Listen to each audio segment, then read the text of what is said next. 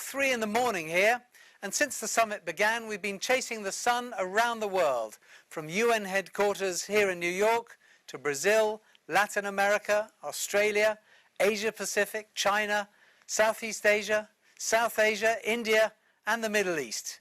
Next up is a cornerstone discussion on the 10 principles of the UN Global Compact, moderated by South African broadcaster Nozipho Shabalala.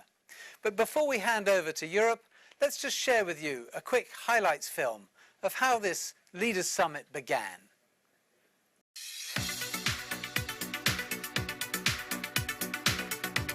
Hello delegates, welcome to the UN Global Compact Leaders Summit 2020. More than 20,000 business professionals and sustainability experts have joined the UN Global Compact Leaders Summit already. On this virtual platform, attendees have been visiting booths to learn more about how the UN is engaging companies, networking with each other, and hearing from an impressive lineup of speakers. Now more than ever, as big decisions are made about our future, companies need to address environmental, social and governance risks holistically and move beyond business as usual. We can build a better tomorrow where we leave no one behind.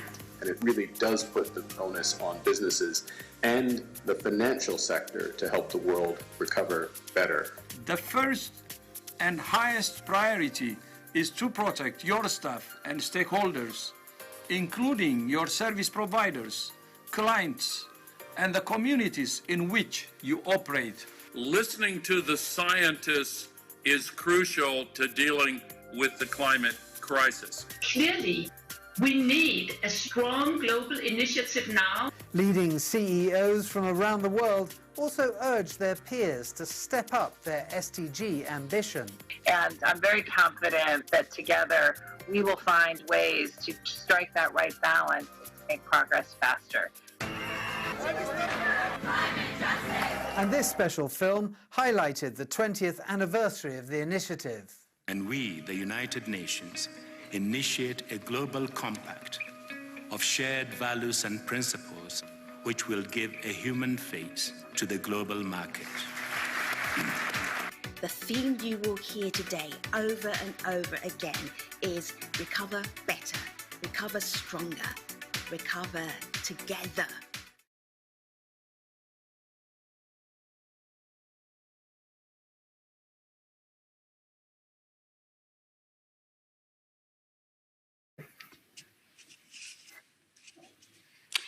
Good morning, good afternoon, and good evening to all of you joining us on this very, very important conversation from every part of the world. This is a conversation that really is focusing on the foundations of sustainability. And we're asking the question, how can global business use the 10 principles to navigate recovery from the pandemic? My name is Nozipho Shabalala, down in Johannesburg at 9 a.m. and really pleased to be the moderator of this conversation. Now, the context for the conversation is quite important. Let us recall that 20 years ago, the UN Global Compact was launched as a call to companies to align their strategies and their operations with the 10 universal principles that we know cover human rights, they cover labor, they cover the environment, and of course, they cover anti-corruption. And when we look at today, now more than ever before, we have to build on what we've achieved in the last 20 years in order for us to move with confidence towards Agenda 2030, to accelerate our achievements towards the Sustainable Development Goals, and maybe in the more immediate environment, to ensure that we are recovering from this global pandemic. And of course, we are recovering better, we're recovering stronger, and we're recovering together. Now, before we launch into the conversation, it would be absolutely amiss of me not to contextualize the fact that this conversation is happening at a very painful moment in race relations around the world. And so our panelists, who I will introduce very shortly, will also just take a moment to share a statement, a short remark on the racism and racial injustice that we are seeing around the world. Now, we have a stellar conversation coming up with a stellar panel. I'm inviting you in every corner of the globe to participate in this conversation by sending us your comments in the chat box, and I will do my absolute best to bring your comments and your questions into the conversation. It gives me great pleasure to introduce Madame Michelle Bachelet. She is the High Commissioner for Human Rights at the United Nations. Madame, thank you very much for making the time to join us. I'm pleased to introduce Mr. Ryder. He is the Director General at the International Labour Organization. Mr. Ryder, always amazing to have conversations with you, especially in these times when the world of work is in such sharp focus. We're joined by Madame Inga Andersen. She is the Executive Director at the United Nations Environment Program. Madame Andersen, lovely to have you join us as well. And in the nick of time, we're pleased that we're joined by Madame Ghada Fathi Waly, who is, of course, the Executive Director at UN Office on Drugs and Crime. I'm going to launch into my first question, but with the understanding that our panelists might use the top end of their response just to share some of their thoughts on the racial injustice that we're seeing in this moment.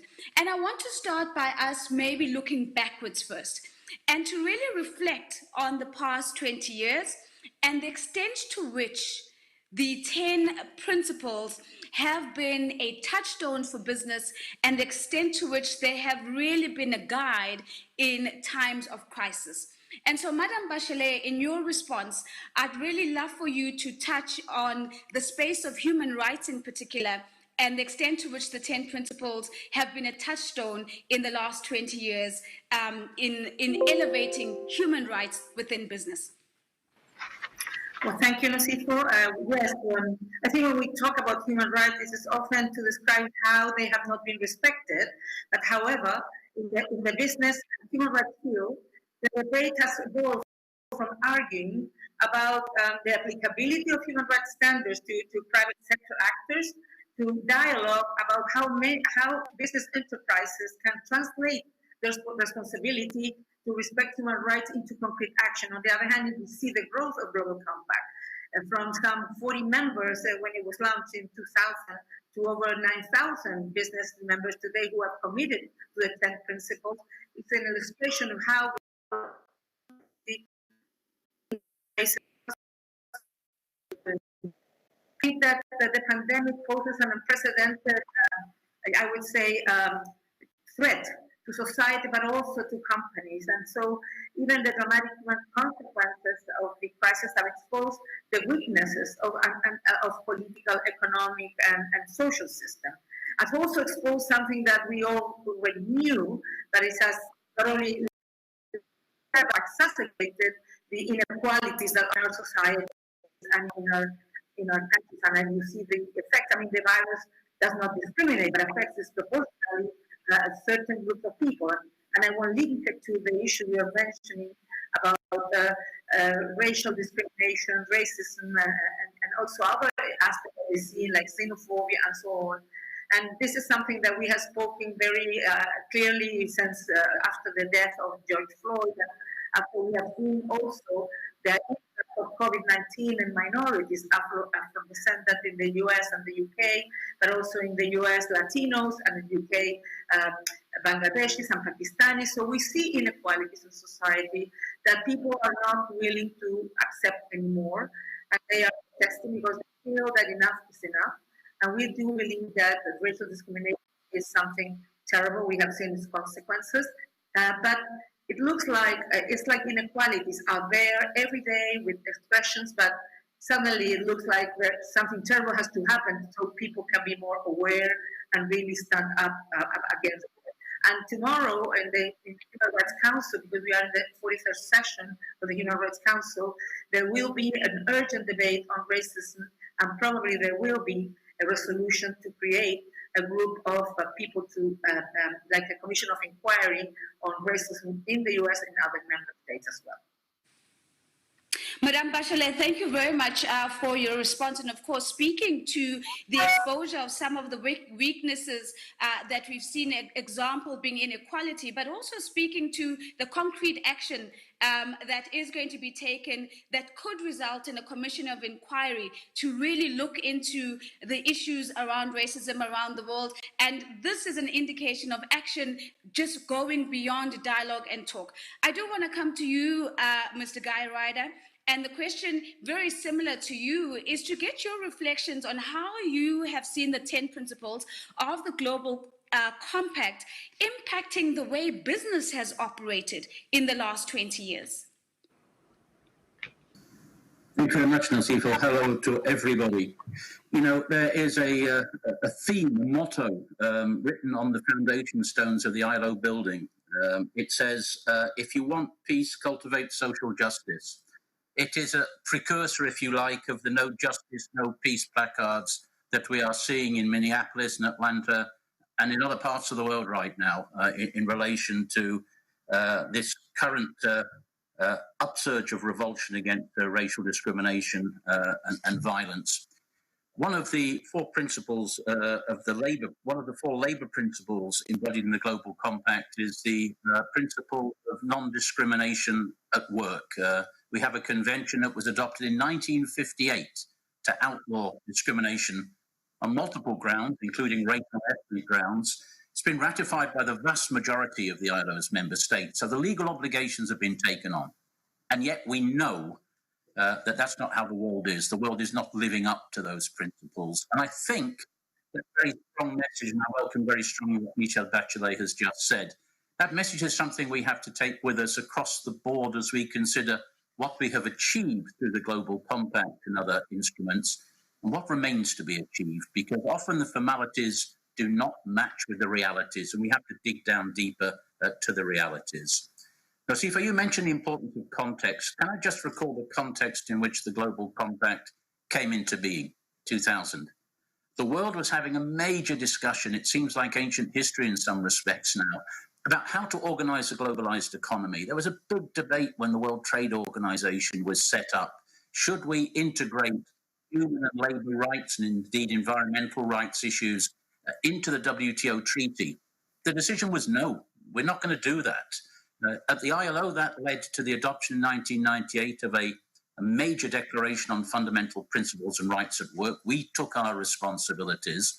And then Kofi Annan in 2000 followed up with this attempt to involve the private sector as well as public authorities in the job of promoting these rights as a very definition, as a very guarantee of a sustainable globalization process.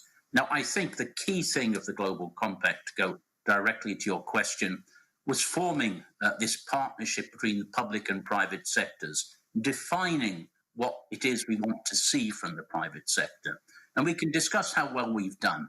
I think that the Global Compact has served to render visible, to accelerate private sector engagement. We've seen a great growth of the Global Compact. But for the very reasons I mentioned at the beginning of my comments, we shouldn't think that everything is perfect. This is not a job that's finished. It's not a journey that is ended.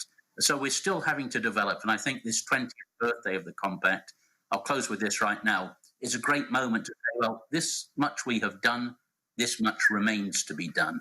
And it's a complex and a vital conversation. Thanks. So lots of work remains to be done. Our sleeves need to remain rolled up. There's much to build on, but there's much still yet to do. Thank you very much for those comments. And of course, for the context, again, of the moments in history that have led us to this moment. I want to come to you, Inga Andersen, and maybe elevate the reality that today we are seeing a range of interconnected, unprecedented environmental challenges coming to the fore. And the question to you is along the same vein: to what extent have the 10 principles of the UN Global Compact galvanized business to step up in their environmental responsibilities? Thank you. I think we can certainly say that there has been a shift. But in first reflecting on racism and on Black Lives Matter, let me just say that in UNEP, in the United Nations Environment Programme, we are part of 2 UN agencies that have the privilege of being based in the Global South. Our headquarters is in Nairobi. And so when we are seeing on the TV screens what we see, this hits particularly home with all of us. And seeing this level of discrimination is obviously abhorrent and completely unacceptable. We work on biodiversity, and so we understand that diversity of life, diversity in nature, as well as diversity in humans, diversity is a wealth. And so when we had a town hall and discussed Black Lives Matter amongst ourselves with our global footprint of 45 country offices, this was something that people could obviously understand, also because environmental crisis and environmental pollution often hits those who live and are discriminated against. They live downwind from the fumes, they live where the water is dirty, they suffer from toxic environments often, whereas wealthier people may be not discriminated against in society, often living green and lush. So environment discrimination are very well connected, unfortunately. So this is something that we recognize. Now, on your question, I would say, just like Guy and Michelle, that was obviously we've seen some fantastic step forward with the Global Compact. There are 3 principles amongst the 10 that deal with environmental issues. The precautionary approach, it's like buying an insurance policy. If you don't know, don't go there until you understand, because this could have very negative impacts, right? The second one, you have a responsibility to do good, to do environmental stewardship. And third, make sure that in your, the principle 9, make sure that in your investments, you diffuse environmentally positive technologies and you invest in R&D and such. Now, a lot has been done, and I would say that the Global Compact has been a platform really for enabling a deeper understanding of these 3 planetary crises that we are facing. The climate crisis, the biodiversity crisis, the nature crisis, if you like, and the chemical waste pollution toxicity crisis.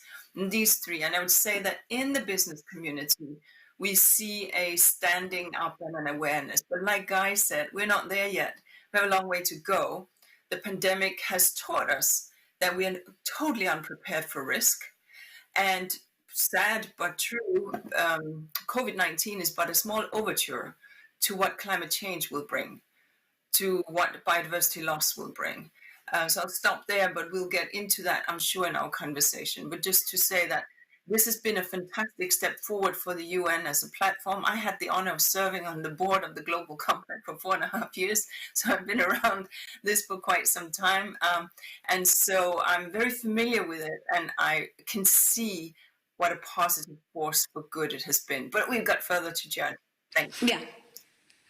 Inga, thank you very much for this. And I suspect as we look back on these 20 years, you're also assessing the impact of your journey. But thank you for reminding us of the importance of moving from passive awareness to active awareness. Because if we are still sitting in the precautionary space, if we are still sitting just in the responsibility space, we're probably as business not doing as much as we can. And of course, reinforcing this idea that we're absolutely unprepared for the risk that could be coming our way. And that is a big caution that we have to be paying attention to. I want to come back to Madame Ghada Waly here and pose the same question, but slightly differently, Madame, because to say, if we think about it, drugs and crime are often spillovers from corruption and poor governance. In your view, what has been the impact of the 10 principles, in particular in the fight against corruption and in support of good governance?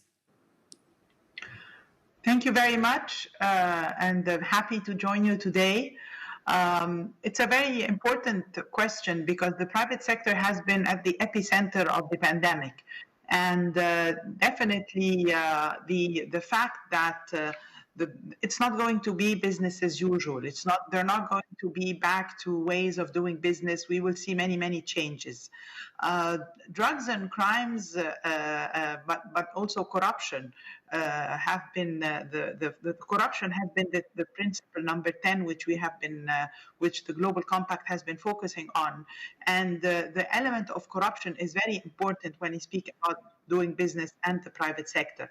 The private sector has a great role to play and will have a greater role to play even post-pandemic. They cannot go back to doing business as usual. It is not going to be about just shared profits. It has to be about shared values. And the idea of transparency, accountability, good governance are going to be very central for private sector to survive, to grow, and to strive. It is expected that business will change, doing business will change, and there will be a greater impact, we hope, on solidarity between business owners and workers, solidarity between different businesses, solidarity between businesses and society. And all these elements together will help us globally get out of this pandemic. So the 10 principles have been important. Principle 10 has been quite important because of the focus on corruption, which is an important element. And compounded with what happened in the pandemic, it becomes even of greater importance to make sure that as we rebuild, as we get out of this pandemic, we build back better, we build back in a more transparent, accountable, and we make sure that there's no space for corruption. Thank you very much. So really succinct and to the point and really zooming in on corruption. Now, I've made a promise to our global audience that where possible, I'm going to bring in some of their questions. So I'm going to steal this opportunity to come to you, Guy, with a very, very quick response. The question is straightforward. Human rights and labor are the least respected principles by business. How are we ever going to change this behavior? A quick thought from you. Yeah, I mean, you'd expect the ILO to want to put the spotlight on the labour principles, and your question enables me to do that. Yeah, it does sometimes seem to be the laggard in the pack, doesn't it? And this is, I think, because it is sometimes difficult for people to realise that if workers cannot organise, if they cannot bargain collectively, you're going to get some very, very unpleasant and unfortunate outcomes, particularly, and it's already been mentioned, in respect of inequality. I mean, there is a massive correlation between collective bargaining protection, more equal outcomes at work and in society. So I really think, you ask how we're going to move forward, and it's a question I think that applies across the board in the Global Compact. What I would like to put the emphasis on, to be very quick, is this combination of public policy and private initiative. You know, to get the right outcomes, the outcomes that the Global Compact exists to promote, it isn't just a matter of voluntaristic behaviour in the private sector. This has to be framed through public policy and public priorities. I'll give the example, which doesn't belong to me, it belongs to Inga. You know, what would businesses be in terms of their environmental objectives if we didn't have Paris and the climate change agreement from Paris? We need this framing, this public policy framing of what we expect from business, and then locate business initiatives in that space. Public policy framing coupled with private initiative. And as you were speaking, Inga was nodding her head on that point, guys. So she is taking claim of that thought and that idea. But Madame Bachelet, let me come back to you, because the reality is, if we come to the present moment, the reality is there's a lot of pressure that is being put on businesses of all sizes across all industries, and many businesses are just fighting to survive right now. And the effect of this is that we're seeing sustainability almost fall off completely in terms of falling off the agenda. The question to you is, how do we ensure that business keeps a firm focus on upholding human rights and that they remain anchored in ethical decision-making, even at a time when it appears as if there's really short-term survivalist decision-making as the norm? I understand. I think it's a very challenging time, and probably for some the temptation would be to forget about the 10 principles and just to use the ones that could be more interesting. But the truth is that But you can do it anyway using the 10 principles, but also the 2 Global Compact principles are equivalent to the UN Guiding Principles for Business and Human Rights. And this is the global standard applicable to all enterprises. And we believe that even though businesses are facing complex challenges, the principles and values provide, I would say, essential guidance on how to navigate such challenges in this uncertain time. For example, the question of what is expected when a company has to downsize its workforce. While businesses are strongly encouraged to evaluate all possible alternatives to this engagement, a company may have to downsize its workforce, especially when facing a drastic collapse of its revenue stream. So what matters is that the measures a company takes in response to the crisis should be subject to careful assessment on the human rights impact and of what measures can be taken to mitigate the impact. For example, when layoffs are necessary in the face of dramatically reduced revenue. Because on the other hand, there are many enormous benefits to both companies and investors to adopt a principle-based approach in building long-term value, the support of burgeoning ESG investors, attracting talent, and avoiding the rise in regulatory and legal risk as many governments move to insist on greater business transparency and due diligence. I think it's difficult, but it's also, as has been mentioned by Guy and by Inge, this is also linked not only what the private sector does, but also what the public sector does in responding to this crisis. I was in charge of the government in the 2008 crisis, and we supported the SMEs and supported because sometimes big companies can support better. I mean, can have better performance or they can survive, but a small no. And on the other hand, you can support when there's need of layoff. You can have a sort of a basic income, emergency income to support the workers that are jobless or the poorest families. So there's a lot of things of social protection schemes that can be provided so that company and also fiscal stimulus package that can be helpful for companies, but also for the people who have lived the impact of the need to downsize and help on their jobs. Absolutely. So very clear directive that it has to be long-term thinking. It has to be long-term decisions that are really rooted in sustainability. So Inga, this throws the next question clearly back to you, because we have seen an evolution of corporate responsibility and sustainability moving from a voluntary action and embedding itself in compliance or as a compliance, requiring compliance within business. Question to you, how do we, one, balance this short-termism with an approach to sustainability, and how do we ensure that sustainability remains a strategic focus for businesses around the world? You know, the days where you could pollute yourself to waste, to wealth are just long gone. You can't extract, emit, pollute, toxify, and get wealthy and think that that will be sustainable. Maybe you could argue, I would argue you cannot, that when you are just 1 billion or 2 people, you could get away with it because we weren't seeing each other's waste. But we live in this super interconnected world, and just look at what COVID is and did. Within the blink of an eye, it was global.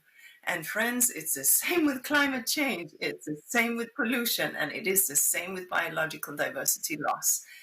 Nature, biodiversity, gives us the air we breathe, the water we drink, the food we eat, the clothes we wear, the houses we build.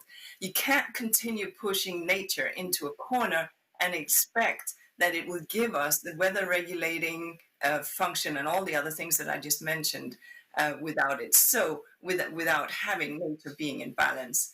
And so I think what we're learning here is that, yes, you need regulations. But what's really super interesting is that when you have, there was a recent poll done, an Ipsos poll done on Earth Day, it found that 71% of adults globally agreed with climate action as being part of the stimulus package.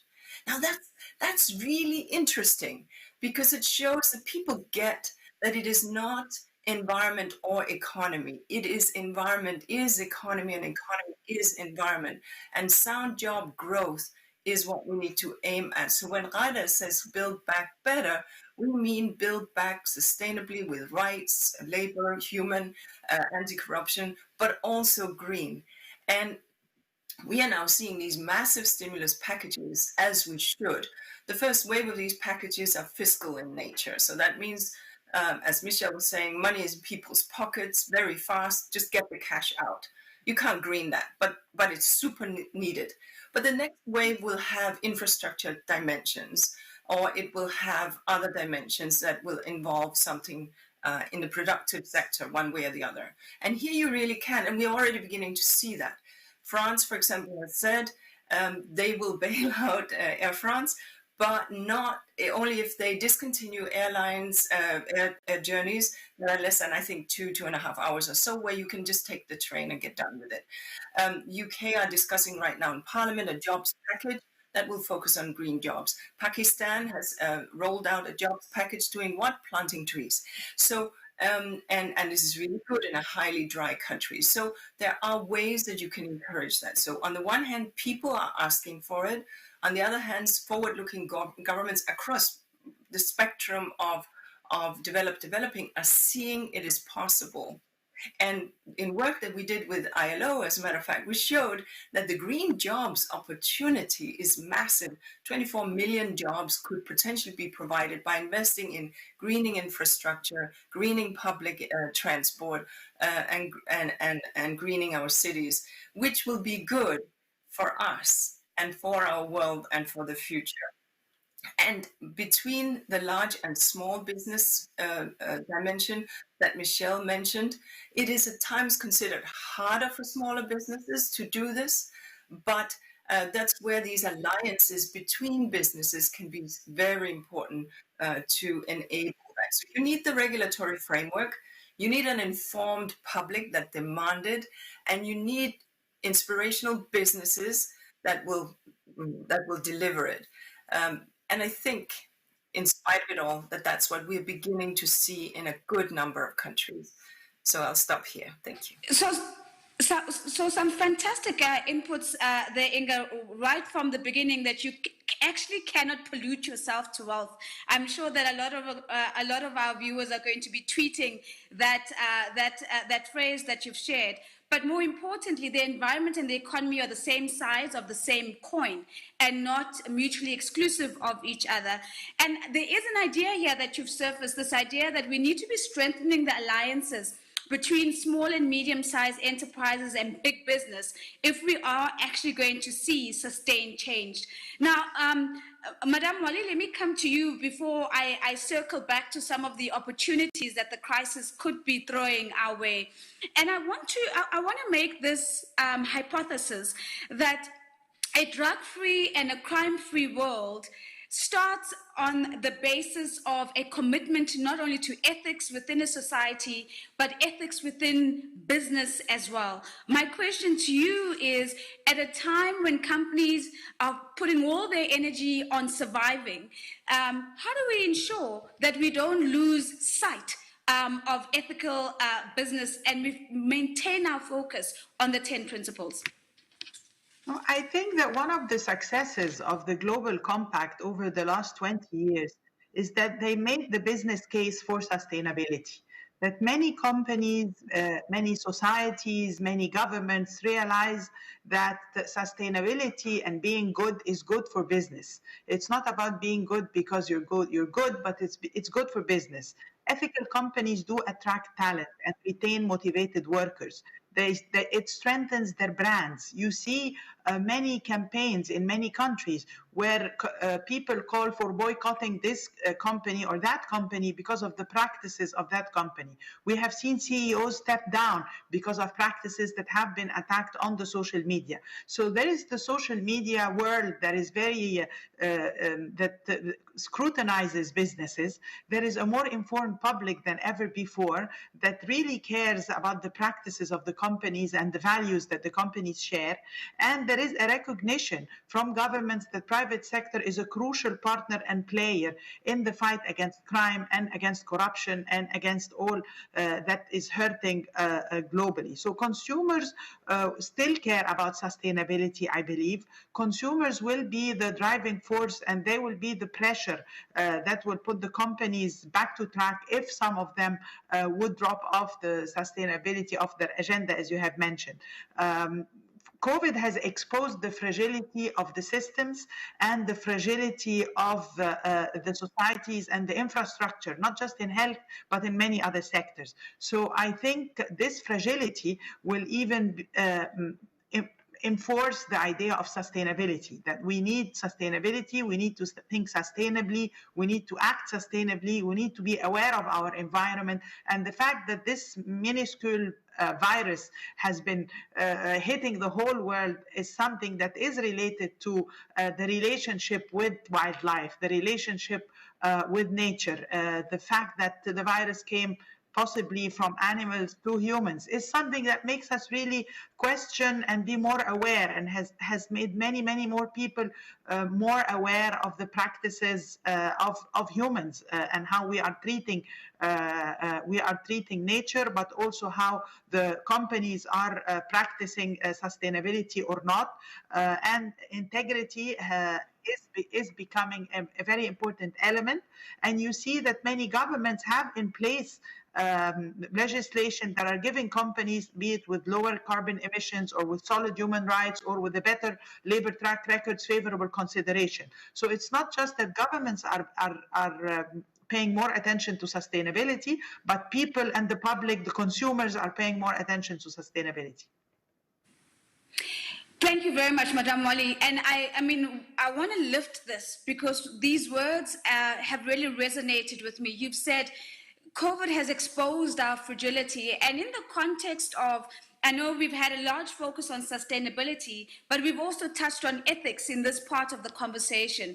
And the question that's playing back to me is, could it be that COVID has also exposed our fragility in ethics? It's exposed our fragility in integrity, and potentially has exposed our fragility in humanity, especially when we begin to think about some of the continued practices that we still have to have our sleeves rolled up for, that are happening along supply chains and are still a lived reality of many workers around the world.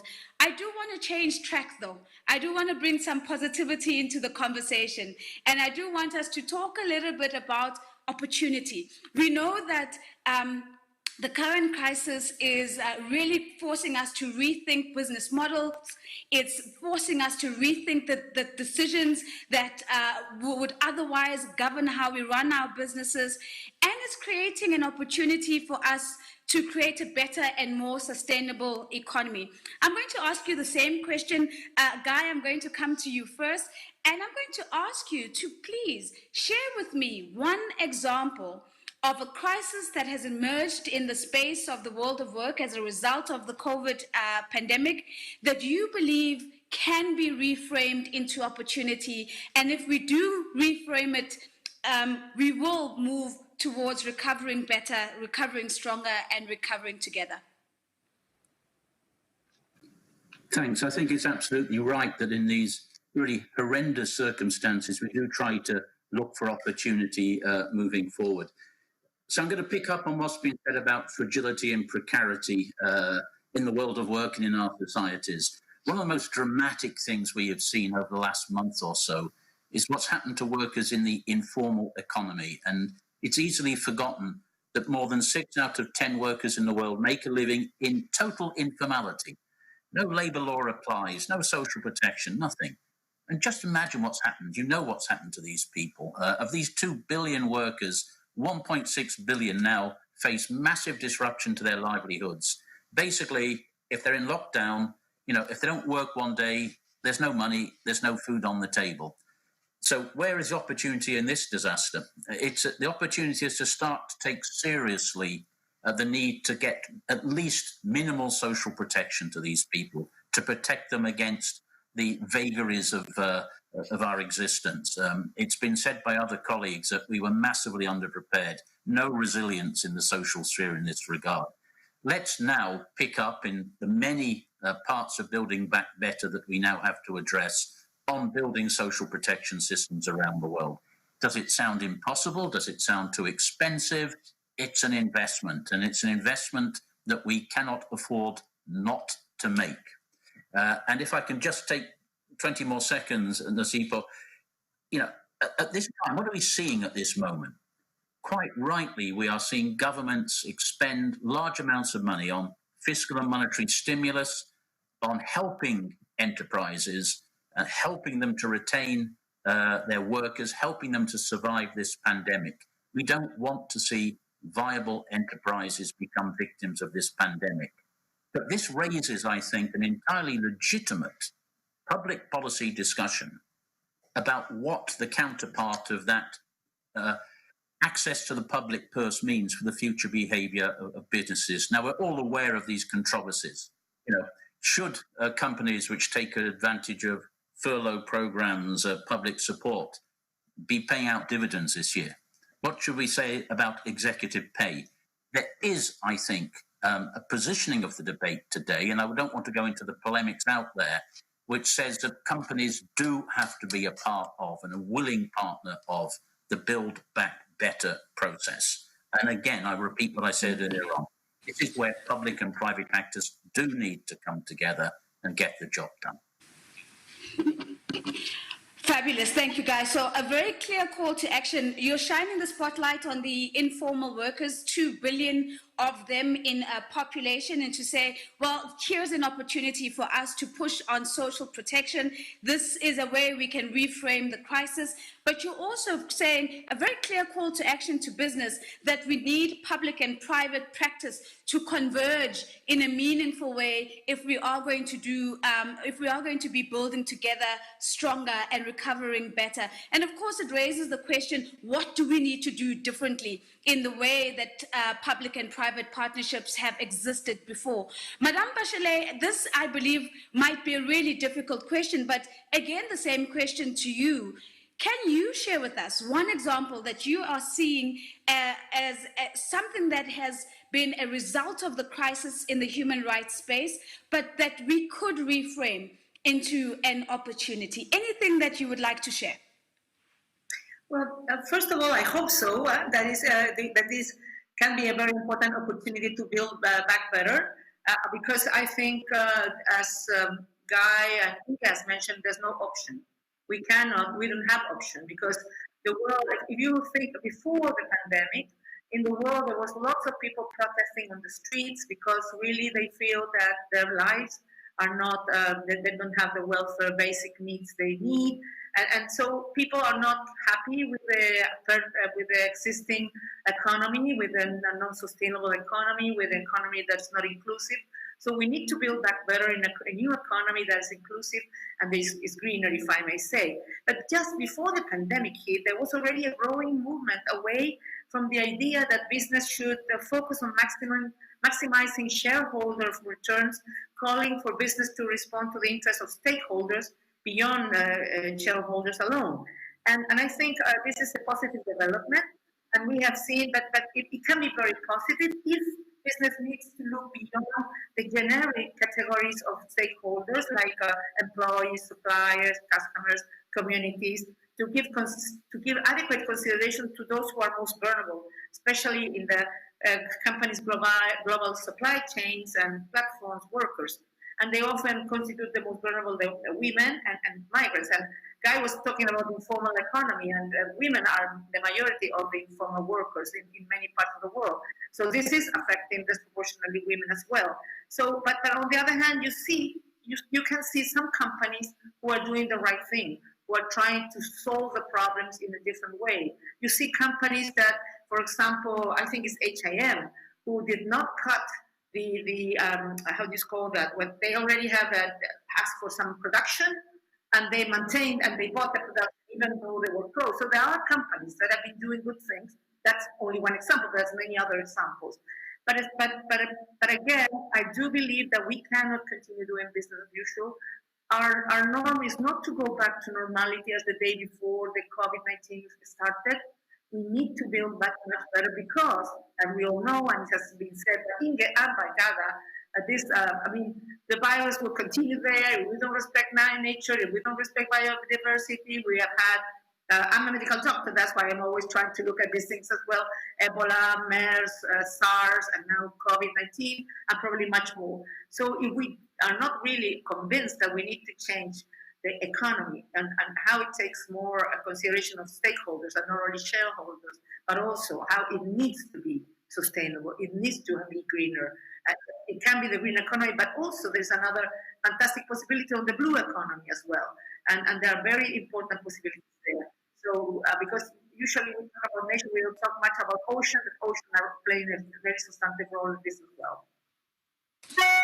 Madame Bachelet, thank you very much for that contribution. And again, a very clear reminder that we had started to make progress in the conversation about talking about shareholders, I'm talking about broad stakeholders rather than just the narrow shareholders that are invested in a business.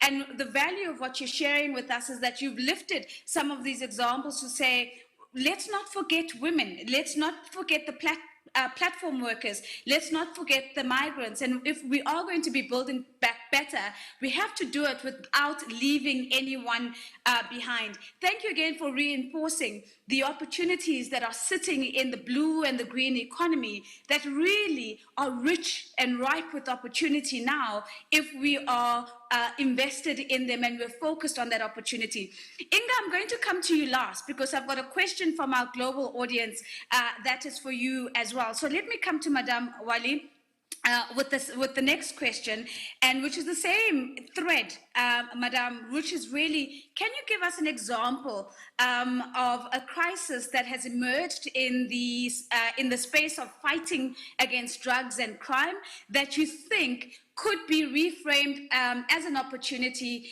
and make for a far more effective fight against drugs and crime?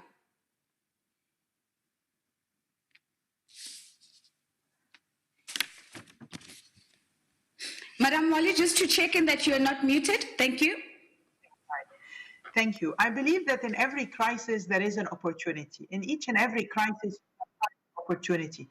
Because with crises, there is a new realization of how you can work with others. There is a reshaping and an opportunity to reshape partnerships.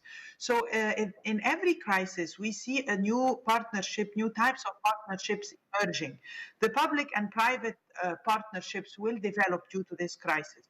The work we do, for instance, in trafficking in persons is very important, where we have been assisting in applying and in developing sustainable procurement policies and procedures. With the stimulus packages, for instance, we have been seeing a lot and large amounts of money going from government to help societies. With these big stimulus packages, there is a big threat of corruption, corruption in procurement, corruption due to the speed of wanting to deliver, of mistargeting and not reaching the right target. So putting in place the policies and the measures and the procedures that should be followed is something that we are very interested in.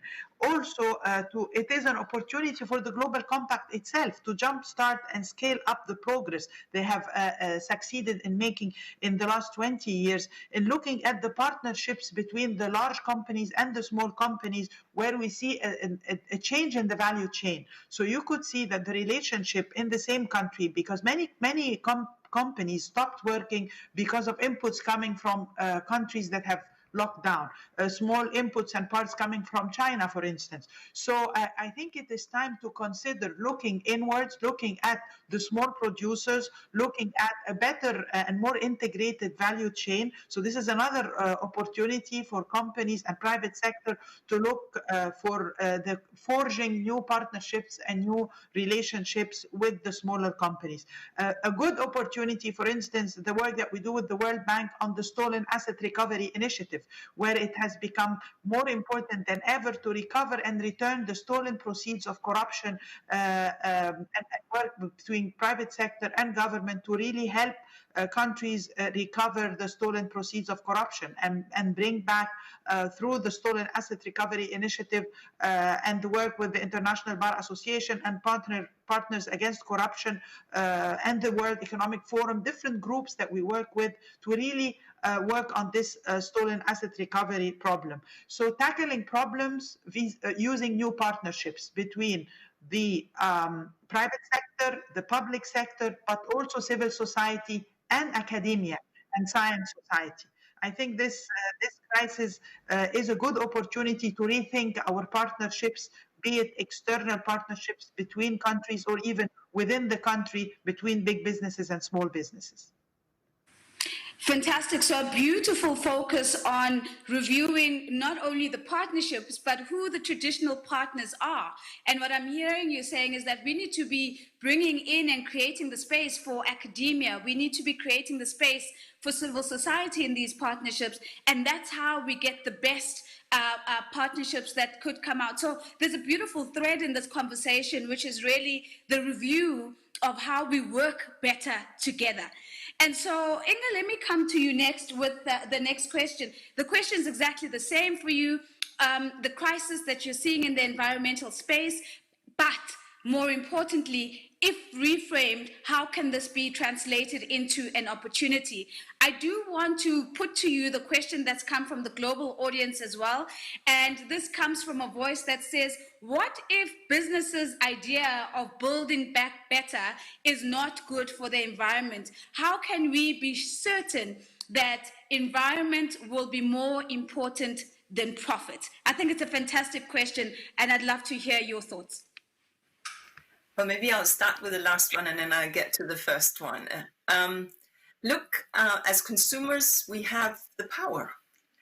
And so, at least a good part of the power, we purchase, we discuss, we take environment where we want it. We can take it over the dinner table. We can take it into the classrooms. We can take it into the workplace, we take it into the supermarket, and we take it into the voting booth. Each of these places are places where we as citizens should take sustainability. And in so doing, we begin to impact because people actually listen to those that make those noises. At times, we've taken it to the streets. And each of these are part of expressing this. Now, so that's one part. At the same time, we need a good regulatory setting and a non-corrupt law enforcement of those regulatory settings. We need a free media that will enable that whistleblowers on environmental dimensions will be able to say so. And we need to protect environmental defenders who, unfortunately, in some countries are being harassed and murdered. So, there's a lot to do. But I think there is a clarity. We need to not just abscond from our individual responsibility that we have. And, do I know when I pick up a piece of something in the supermarket that it's deforestation free? That's a regulatory dimension. Now, some manufacturers are beginning to put that on it, but we need to think about regulatory dimensions in this regard. That's only the first question. Second question. So many things, this is obviously a horrendous crisis and we should be very clear on that, but we must look for how we can move forward and pivot into a positive next step. And there are two things, well, there are many things, but I want to mention just two things. And one is a very nice bridge from what Michelle was saying. She's a medical doctor, so she can say these things with a degree of confidence. But this disease, COVID-19, it is a zoonotic disease, Z-O-O-notic, so zoological, from a biological, from the animal world. And we need to understand that zoonotic diseases, have been around for a long time. They migrate from the animal world into the human world. What we are, however, seeing is that 60% of known infectious diseases are zoonosis and 75% of new infectious diseases are zoonotic in nature. And so we have to ask what is happening here, because we are also seeing an intensity and frequency of broader outbreaks of epidemics, not necessarily pandemics, happening.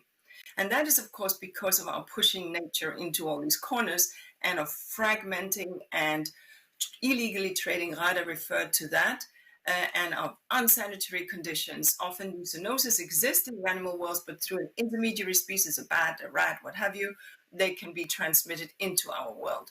So, therefore, this year was and is still the super year for nature. And this is the year when we are supposed to get a new deal for nature, our COP21 for biodiversity. Now, that COP is actually COP15, but people recognize COP21, therefore I said that.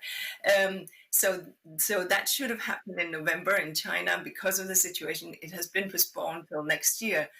But people need to demand, and now, in view of what we understand by zoonosis, get that ambitious deal that could be the same level of ambition as what we agreed. Secondly, and I have to say this, we have 3 conventions, the Basel, Rotterdam, and Stockholm conventions that deals with waste and chemical and waste.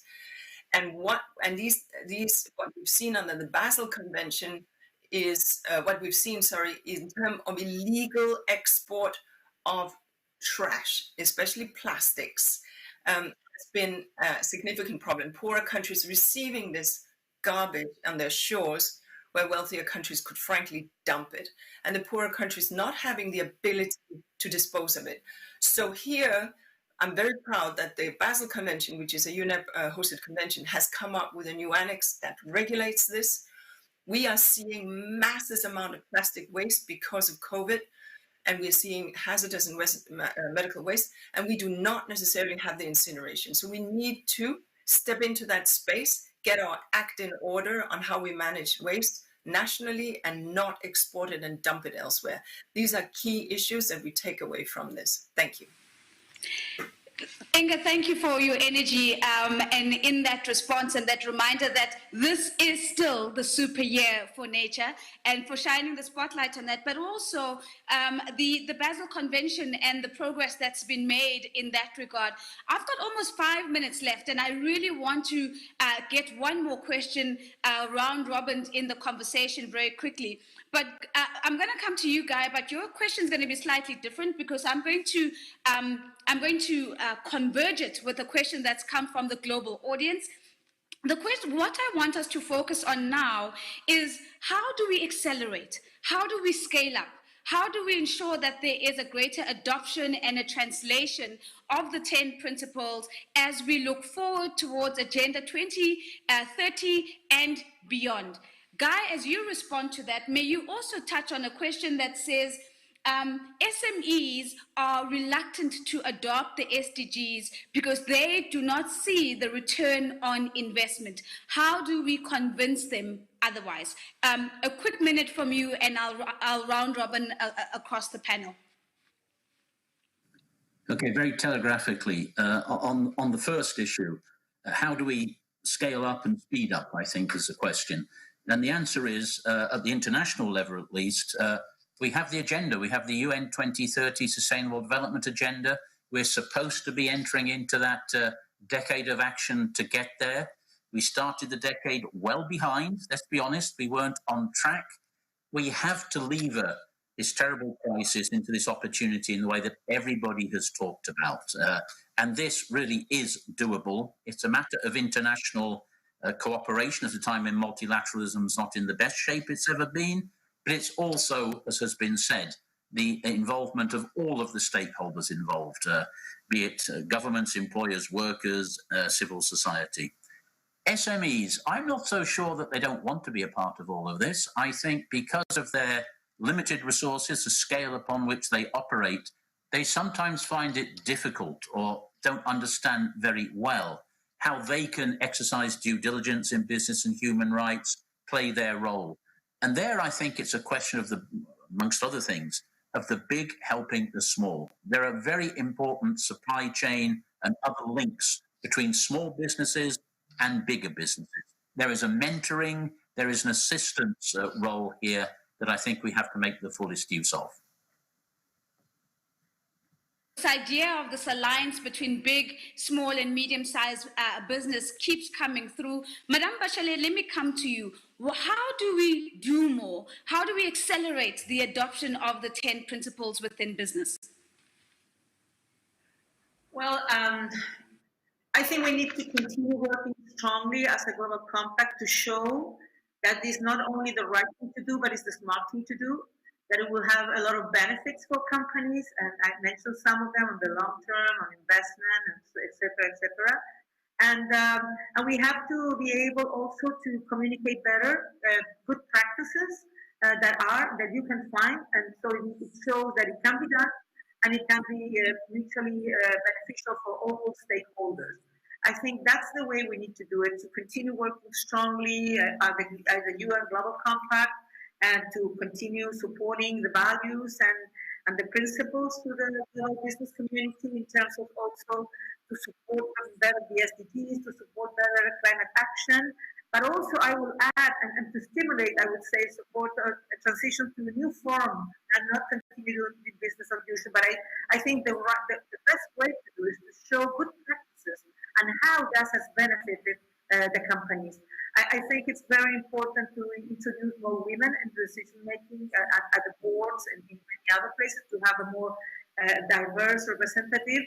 And I also think we should link to your first question, and because of this situation of racism and this racial discrimination, we're not only talking about the world, but we're also the Secretary General asked us as agencies to look inside our agencies if we have racial discrimination and how we finish with that. And I think companies also should do that, to be able to ensure that they have all the talent and capacity of all the diverse people. Like Inga said, for me as well, diversity is a wealth. Thank you very much.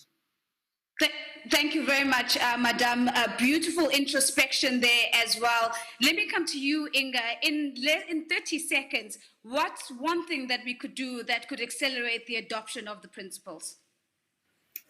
Well, I think I mentioned it before, so I'm not going to go over it. It's the individual responsibility, it's government regulatory setting, and it's setting the model, businesses leaning in and setting the model, and as Guy said, alliances between big and small.